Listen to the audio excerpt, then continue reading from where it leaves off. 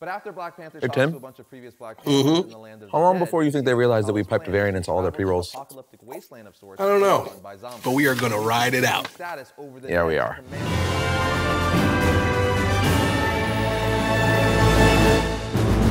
What's up, my comic comrades? With the highly anticipated Black Panther Wakanda Forever movie hitting theaters this coming week, we've returned to our local BNB theaters to pay tribute to the King of Wakanda himself, TChalla. More specifically, we're going to take a look at how powerful TChalla Black Panther has been shown to be both in the comics and in the MCU. We also want to thank BNB Theaters for hosting us today and sponsoring today's episode. If you've never been to a BNB theater, you are missing out, and we'll show you why a little later in the episode. For now, let's dive in and find out what makes Black Panther such a powerful protector for Wakanda.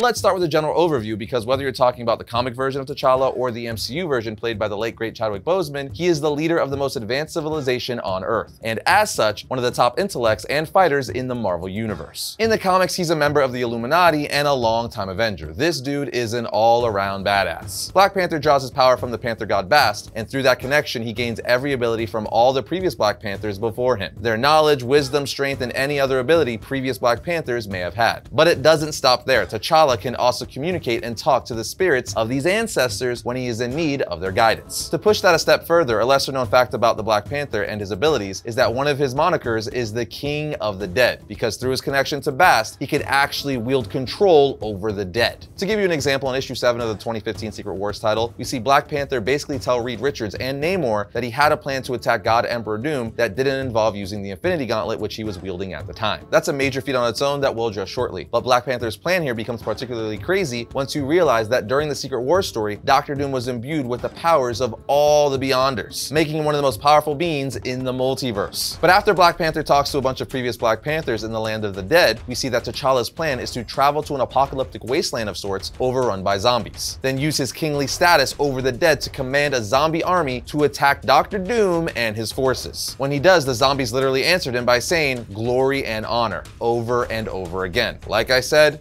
King of the Dead. There are other times he used this ability as well, like in issue 11 of the 2016 Black Panther series. At the very beginning of the issue, we see Black Panther summon legions of dead Black Panthers to use as an army of Wakandan warriors. The first page of the comic even says, King T'Challa summoned the legions and the dead rallied one last time to their now and forever king. I'm telling you, T'Challa Black Panther is much more powerful than most people think. The ability to control the dead is freaking powerful and terrifying, and we're just getting started. With Wakanda Forever giving us the MCU debut of Namor the Submariner, you need to know that Namor is one of the strongest characters Marvel has to offer, having previously defeated characters like Thor and the Hulk, which shouldn't come as too big of a shock. He's the ruler of Atlantis after all. But with that in mind, Black Panther has beaten Namor on numerous occasions. One of the instances can be found in New Avengers issue 22 from 2013. The Illuminati was dealing with incursions when Namor decided to detonate another world, doing what he thinks the others weren't willing to do. But Black Panther snaps, reaching his breaking point because Namor also had a hand in destroying Wakanda. T'Challa then says, I made my choice and then you took it away from me. I didn't do this. You did. Namor replies, because you couldn't. And T'Challa responds by hitting Namor with a left hook and continuing to beat the crap out of him. Mr. Fantastic tries to intervene, but Namor keeps antagonizing and T'Challa keeps going after Namor, eventually taking him down, saying, this is how you will be remembered, Namor, you on your knees before me. I don't know about you, but that example makes us even more excited for the possibilities during the battle between Namor and Shuri Black Panther when Wakanda Forever drops on November 11th. And you can feast your eyes on that MCU goodness from the comfort of your local BNB theater. This is our local BNB theater where we've watched many cinematic spectacles, and for those of you who have experienced BNB theaters for yourself, you know it's a great place to enjoy the magic of the movies. Between their massive grand screen theaters with cutting-edge technology to their immersive MX4D Motion FX theaters that put you right in the middle of the action, BNB Theaters has so many unique ways to take in the latest blockbuster. Every BNB theater is a bit different, but here at their Wiley location, they also have their special screenplay theater for small kids, where parents of young kids like myself can take their kiddos and they can either watch the movie or play on the playground. Then there's $5 Tuesdays with their Backstage Pass program, which is a pretty great way to keep some change in your pocket while still enjoying a trip to the movies. But maybe you want a private screen for a holiday party or something. They offer that too. Another thing they have at this theater is BNB's full-service marquee suites upstairs, which offers complete food and drink menus right from your balcony seat. And BNB is now an official partner of Coca-Cola, so you can grab your favorite Coke product at any of their locations. Anyway, BNB already has a ton of locations in the US, with they're also opening several new theaters across the country. So go to bbtheaters.com/theaters to find a location near you and pre-order your tickets for Black Panther: Wakanda Forever.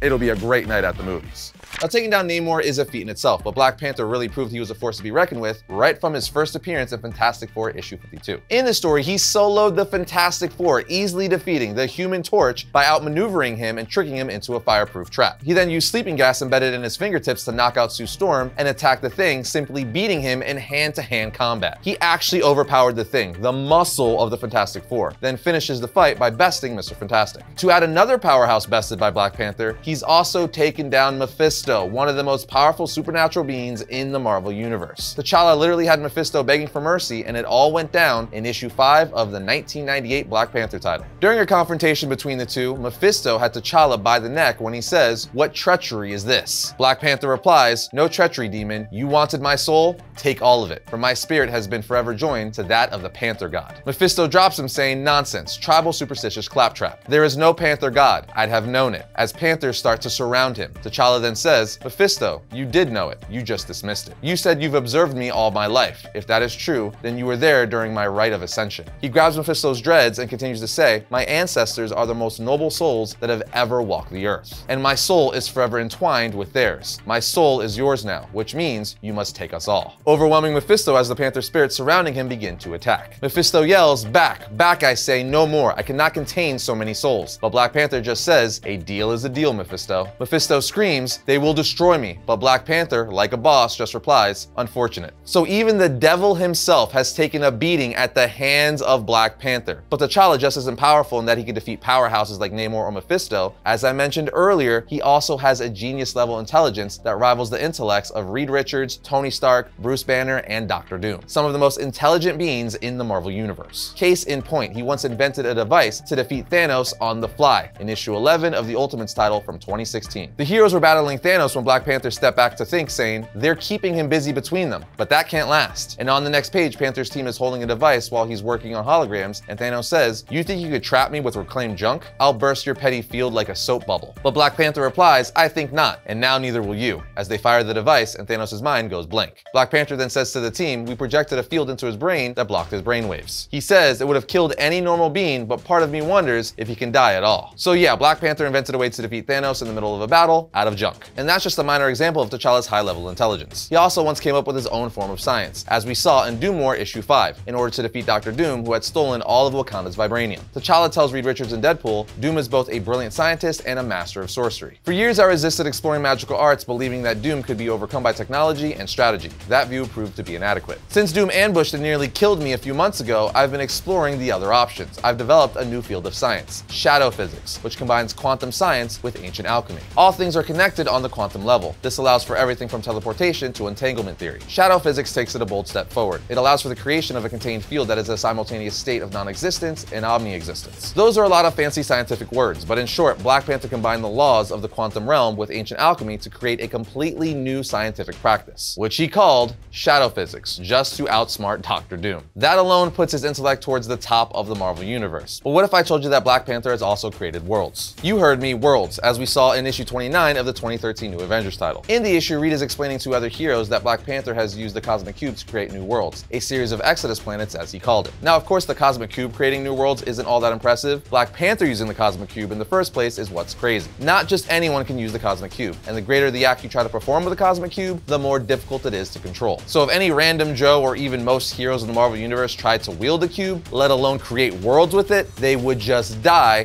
and probably destroy the planet in the process. Wielding the Cosmic Cube requires a very specific set of willpower and concentration, and Black Panther showed he was more than capable of wielding the Cosmic Cube and creating multiple planets with it, which is insane, but not shocking considering we already know that Black Panther also proved worthy to wield the Infinity Gauntlet in the 2015 Secret Wars story. As we all know by now, the Infinity Gauntlet is one of the most powerful weapons or artifacts in the Marvel Universe. In the MCU, we saw the use of it destroy the Hulk's arm and kill Tony Stark Iron Man. And while it's a bit different in the comics, it's still no joke and not something anyone can take on. It takes immense concentration and willpower to wield the Infinity Gauntlet in the comics and to keep it from corrupting you. But in the 2015 Secret Wars title, T'Challa demonstrated that he could wield it and use it with ease. Just another feat that speaks volumes about the caliber of hero Black Panther is mentally, physically, and at the core of his very being. In the same vein, and even a step further, is that Black Panther was also once able to wield Thor's hammer Mjolnir. It's not not a well-known fact, but Black Panther proved himself worthy in Avengers issue 36 from 2018. It happened as he was fighting Khonshu, who was manipulating Mjolnir due to its Yuru makeup, which is moon rock from the first moon. And Khonshu, being a moon god, was able to control the hammer. But when Khonshu sent Mjolnir after T'Challa, it flies past him, and Black Panther raises his hand manipulating Mjolnir, saying, "Hello, old friend." Khonshu asks, "How?" And Black Panther responds, "Mjolnir knows my tribe, knows us well. The blood of the Panther Kings flows through my veins, and I assure you, we have all been fighting Mephisto for a very long time." As we see a flashback of a past Black Panther wielding Mjolnir. And as we know, the Black Panther draws on the powers and abilities of every Black Panther that came before. Black Panther goes on to tell Khonshu, "You may have the power over the Yuru, but not the spirit of the storm that dwells inside," proving that Black Panther is one of the few people in the Marvel Universe worthy of truly wielding Mjolnir. And finally, to put a cherry on the top of this list of feats, let's quickly go over a couple of times Black Panther completely and utterly disrespected one of the most powerful beings in Marvel, the Silver Surfer. The Silver Surfer is not only just one of the most powerful characters in the Marvel Universe, he's one of the most powerful characters in all of comics, because he possesses the power cosmic, a limitless energy source giving him god-level powers. But even with all that power, Black Panther was still able to restrain him in Fantastic Four issue 545. When Silver Surfer calls his board, we see Black Panther riding the board as it's flying and bouncing off of meteors. Then once he gets close, Panther jumps on Silver Surfer, putting him in an arm lock, saying, "I'm wagering that your physique is as humanoid as it appears. If I'm right, you won't be able to break this hold, despite your vastly superior strength." And it turned out, he was right. Black Panther had him dead to rights. Surfer tries to say, "Unhand me," but Black Panther says, "Not until we confer. Keep the board away or I'll tear your arm off." Yeah, not only did Black Panther successfully restrain Silver Surfer, but he threatened to break his arm off if he called his board back. Then in the next issue, Fantastic Four 546, T'Challa realizes that even though he could restrain the Silver Surfer, he wasn't able to beat him in a fair fight. So he pulls out an invention he designed from Dr. Doom's old tech. Surfer gets stuck blasting Panther and asks, "What's happening? I can't stop my blast." Black Panther answers, "You may recognize the armor I'm wearing. It's based on technology Dr. Doom once used to steal your power cosmic." Once the Silver Surfer is completely drained, he gets up telling Black Panther, "Even without my powers, you will find me a formidable opponent." But Black Panther knocks him out easily, saying, "Don't be ridiculous." And that leads us to the live-action T'Challa Black Panther we saw in the MCU. As we all know, the character was played beautifully by the late great Chadwick Boseman. And with his death, we will fittingly see the passing of his iconic version of T'Challa in the MCU, with the torch being picked up by Shuri. But throughout the 4 movies he appeared in, we saw him demonstrate his connection to the Panther god and his ancestors through the ingestion of the heart-shaped herb. This also provided him with enhanced speed, strength, stamina, agility, and enhanced healing factor. He also demonstrated a high-level intellect and mastery of advanced technology and weaponry. So while we will sadly not get to see Chadwick's version of the character fulfill his full potential, he was clearly on par with the Black Panther we've seen in the comics. We also have to add that Shuri was the inventor of much of the technology T'Challa used in the MCU, so it'll be interesting to see how that comes into play as she takes up the mantle. But to wrap things up, if there was any question about how powerful and dangerous the Black Panther really is, this list of demonstrated feats should put that to bed. He is easily one of the most formidable characters in all of comic books, but now it's your turn. Let us know what your favorite Black Panther feat is down in the comments.